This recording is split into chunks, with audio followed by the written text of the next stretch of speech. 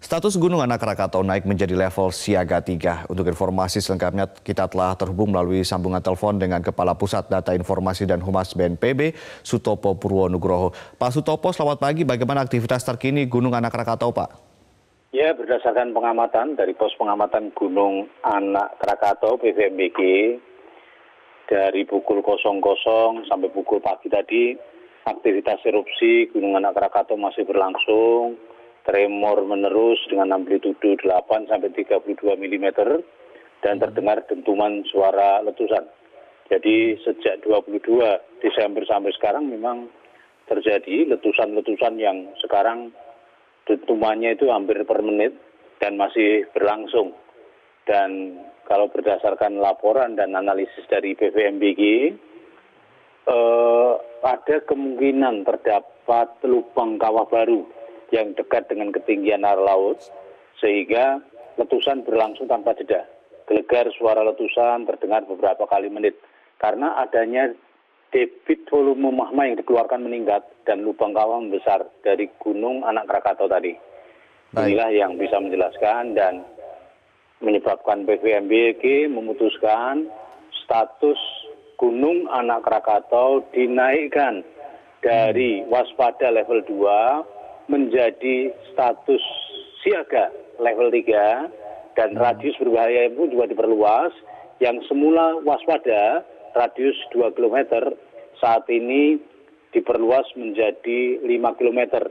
Masyarakat dan wisatawan tidak boleh melakukan aktivitas di dalam radius 5 km. Dan kenaikan status ini diberlakukan mulai tanggal hari ini 27 Desember 2018 pukul 06 waktu Indonesia bagian Barat. Dan tadi Menteri ESDM telah melaporkan semua ini kepada Kepala BNPB. Baik, Pak Sutopo, dengan status seperti ini, apakah informasi dari PVMBG yang dinyatakan kepada Anda, apakah letusan-letusan Krakatau ini belum puncaknya atau bagaimana, Pak? Ya, setiap gunung itu, gunung api aktif, itu memiliki 4 level, 4 tingkatan.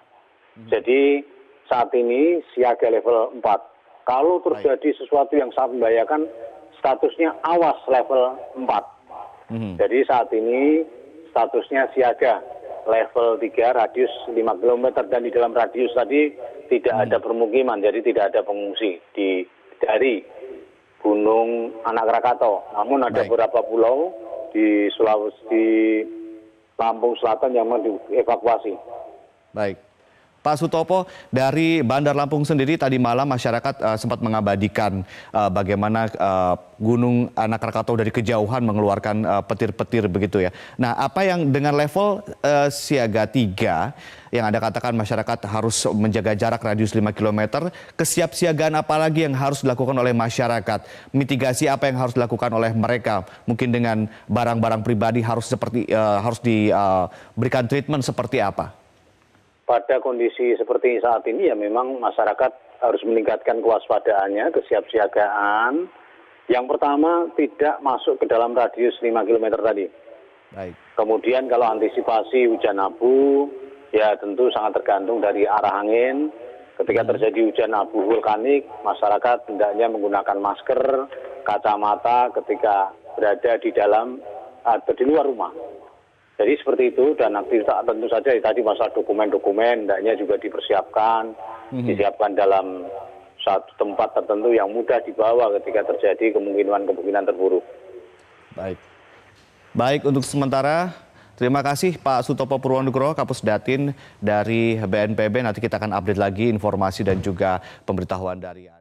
Berikutnya kita akan kembali ke rekan Zaki Arfan yang akan berbincang dengan pakar dari vulkanologi Surono. Silakan Zaki. Terima kasih Ade. Seperti kita ketahui memang status Gunung Anak Rakatau ini dinaikkan menjadi siaga level 3 setelah sebelumnya berstatus waspada. Dan perubahan status ini karena adanya peningkatan aktivitas Gunung Anak Rakatau sejak Rabu sore. Apa makna dari peningkatan status ini bagi masyarakat? Telah terhubung melalui sambungan telepon bersama dengan praktisi mitigasi bencana geologi Surono. Selamat siang Pak Surono. Dengan adanya peningkatan status ini Pak, apa sebenarnya makna dari peningkatan status terhadap potensi erupsi Anak Krakatau ini Pak? Oke, selamat siang para pemirsa Metro TV yang saya hormati. Selamat siang Mbak Zakia. Mungkin saya koreksi dulu, itu tadi katanya tsunami akibat dari letusan anak Krakatau. Bukan itu, tolong jangan dikriminalisasi ya anak Krakatau ya penyebab tsunami. Itu longsoran tubuh anak Krakatau yang menimbulkan tsunami gitu ya. Kemudian naik statusnya dari level 2 ke level 3 atau dari waspada ke siaga. Itu kan biasa-biasa saja, anak Krakatau letusannya juga begitu-begitu saja kan, letusan strombolian, mengeluarkan material pijar gitu kan, bahwa terjadi perubahan radius bahaya, iya karena statusnya juga berubah kan, waspada dari siaga. Badan Geologi menyampaikan bahwa radius bahaya itu 5 km dari puncak ke anak Krakatau kan. Di luar di luar radius 5 km dari anak Krakatau itu, apalagi masyarakat yang jauh yang bertempat tinggal di pantai Banten maupun di Lampung itu tidak ada masalah terhadap anak Krakatau gitu ya. Anak Krakatau hanya radius bahayanya hanya radius 5 km. Jadi masyarakat yang di luar radius kilometer aman-aman saja dari ancaman bahaya letusan anak Krakatau. Oke, kalau dari letusannya bisa Anda katakan berarti masih terbilang aman begitu Pak. Kalau melihat dari pola erupsinya seperti apa Pak untuk anak Krakatau ini sendiri? Kalau kita lihat dari bulan Juni atau Juli 2018 lalu hingga sekarang kita melihat begitu banyak perubahan atau perbedaannya Pak?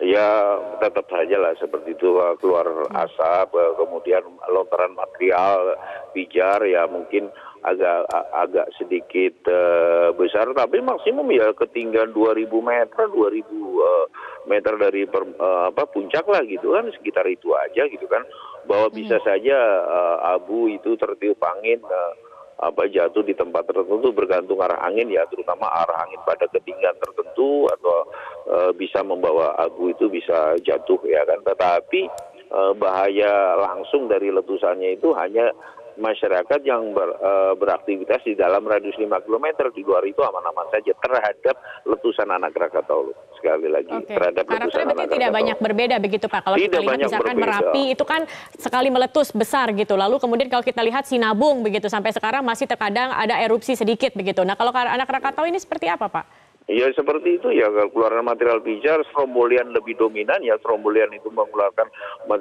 material kadang malam itu pijar gitu, bagus seperti kembang api ya, bisa untuk tontonan, itu mengasihkan gitu, asalkan di luar radius bahaya itu baik-baik saja gitu ya, dari ancaman letusan Krakatau. Baik, kemudian wilayah atau daerah mana Pak yang harus meningkatkan kewaspadaan jika terjadi erupsi besar anak Krakatau ini? Nggak ada lagi begitu-begitu aja kan sekarang ini, kita jangan berandai-andai yang tidak gitu ya. Masyarakat jangan ditakuti yang enggak gitu ya. Sekarang yang paling penting adalah ancaman dari letusan anak Krakatau hanya daerah radius 5 km. Itu sudah diteken itu oleh Badan Geologi. Nggak usah dirubah-rubah yang macam-macam lah gitulah, ya kan? Bukan menakuti Pak Surono, tetapi kalau kita lihat seperti yang kemarin terjadi ada longsoran pada bagian tepi gunung yang mengakibatkan tsunami begitu. Ternyata juga sampai saat ini potensi tsunami ini juga masih menjadi ancaman atau menjadi hal yang perlu diwaspadai begitu. Nah kalau melihat seperti ini Pak, apakah juga aktivitas anak Krakatau ini akan bisa mengakibatkan longsoran-longsoran ini masih bisa terjadi Pak? Pertanyaan saya begini, untuk semua pihak ya. Krakatau bukan pulau yang besar, ya kan? Terjadi longsoran sebesar 0,43 km kubik, ya. Masihkah ada sisa untuk dilongsorkan kembali? Potensi bisa 0 sampai 100% gitu ya. Untuk sudah longsor sekitar 430 juta meter kubik itu masihkah ada sisa yang akan dilongsorkan kembali gitu ya. Jadi saya kira kita boleh berwaspada gitu ya. Tetapi jangan panik lah gitu kan. Untuk anak Krakatau letusannya ancamannya hanya dalam radius 5 km. Di luar itu tidak ada ancaman radius bahaya. Bahwa potensi longsor itu ada, tetapi bukan berarti harus menjadi panik karena sudah longsor 430 juta meter kubik, masihkah ada sisa, ya kan? Potensi selalu masih ada, tetapi harus dijawab ya oleh para pihak yang bertanggung jawab dalam mitigasi bencana geologi sekarang ini.